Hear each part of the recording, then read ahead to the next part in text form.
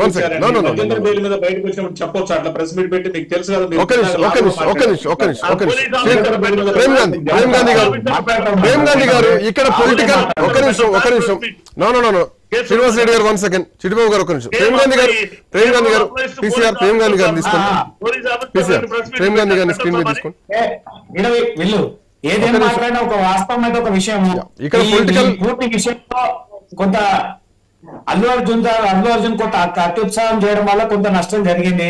దానికి తోడు ఈ చిన్న విషయాన్ని ఇంతగా చేస్తుందని ప్రభుత్వం అయితే అనుకోలేదు.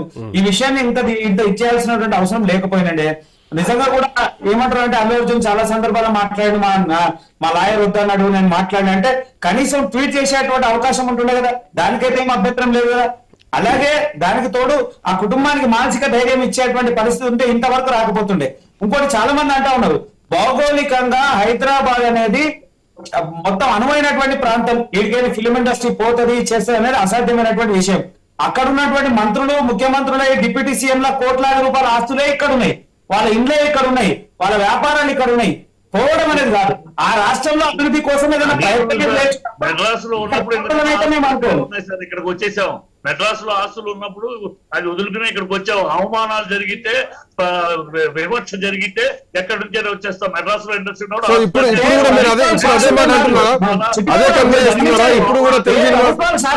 తెలుగు సినిమాకి అవమానం జరుగుతోంది, మళ్ళీ ఎక్కడి నుంచి కూడా వెళ్ళిపోతామని మాట్లాడుతున్నారు. మాట్లాడే వారి ప్రాంతీయ భేదం ఉండే కాబట్టి ఇక్కడ మనం ఇచ్చేస్తాం. ప్రాంతీయ భేదం లేదు కదా, నేను ఏమంటున్నా అటు లేదు కదా. తమిళనాడు నుంచి వదిలేసి వచ్చింది, వివక్షను భరించలేక అక్కడ వివక్షను భరించి నాకు ప్రాంతీయ భేదం ఉండే, ప్రాంతీయ భేదం తెలుగువారి పట్ల ప్రాంతీయ భేదం ఉండే, తెలుగువారి పట్ల చురుకలు చూపుండే. కానీ లేదు కదా, Congress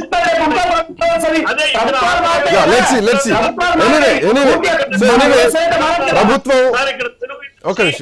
thank you so much Chittibabu గారు, మరి శ్రీనివాస్ రెడ్డి గారు, ప్రేమ్ గాంధీ గారు, మన కోటేశ్వరరావు గారు, థ్యాంక్ యూ.